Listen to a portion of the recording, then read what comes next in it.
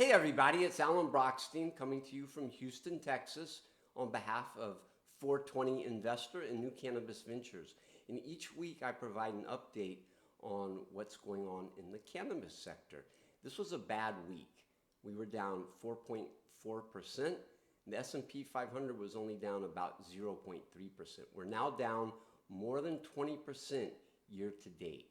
And so I usually start these with the big news on the week, and there were a lot of earnings reports, which I'll talk about shortly, a little bit.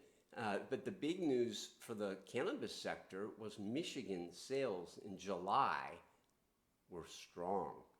And if you recall, last week I talked about Illinois adult use stores sales being okay, not great.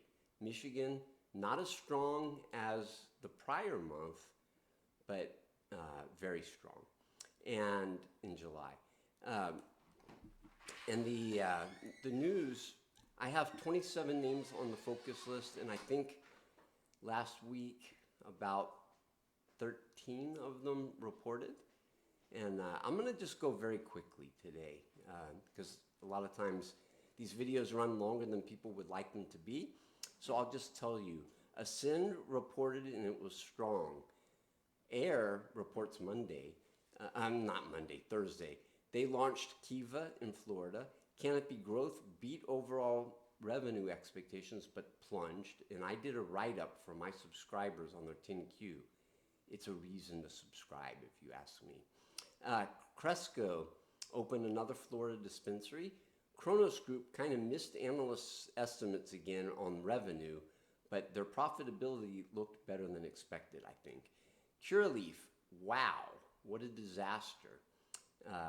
That one, their adjusted EBITDA was about 10% below, maybe 9% below what was expected, and it did not sound good.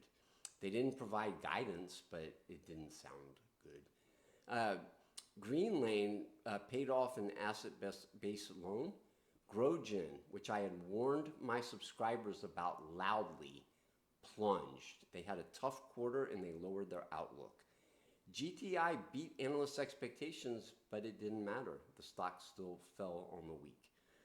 It looks scary to me, by the way. Great company. Stock is not shortable, but I wouldn't own it. I don't own it in my model portfolios. Hydrofarm was shy of analyst forecasts of revenue, but it was more profitable than they had projected despite the revenue miss. Jushi, wow, a new all-time low for Jushi. Their revenue went down from a year ago and was below expectations, but their profitability was a little bit better. They did file their 10Q, and I'm going to work on that today or tomorrow. Lowell, which I don't think anybody cares about except for me, and no, they're not a client of NCV anymore. But there's a big pending deal that would wipe out their debt in exchange for their brand, out of state mainly. They have an in-state licensing agreement, and there was no news on that. It's not dead, but it's not done. Their quarter kind of stunk. MAPS, which is WM Technology, posted a stronger than expected Q2. Organigram reported that its JOLTS case, that's, it's being treated like it's differently from the, what it is. And that will be heard by judicial review in Canada. Planet 13, I'll just say they had a very solid Q2. There's more. Refi had a Q2 that was below analyst expectations, but they reaffirmed their guidance. I don't get it. It's a high dividend yield. Trulieve met analyst expectations for revenue and did better on profitability than projected. Tilray paid $85 million in cash to get 8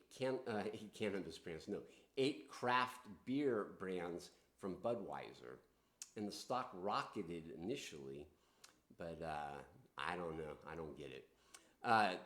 TerraSend announced its previously pre-announced Q2 results.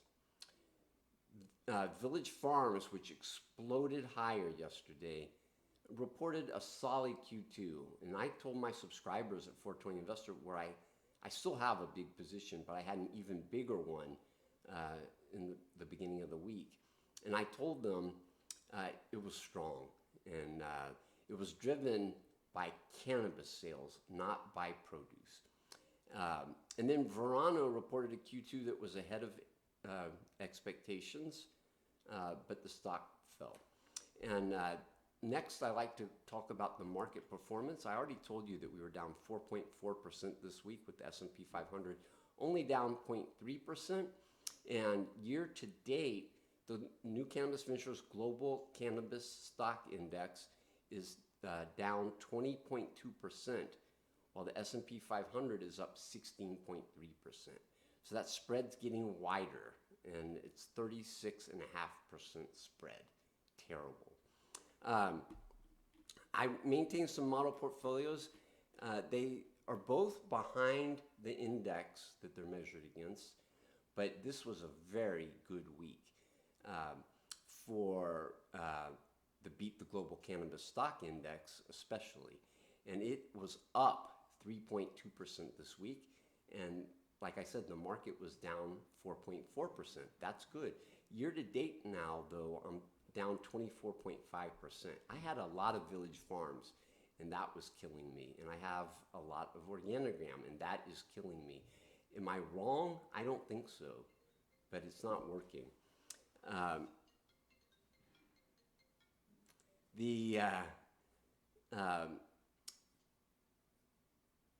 Beat the American Cannabis Operator Index was down 3.6% this week, which is a little bit worse than the index. It had a great week the prior week.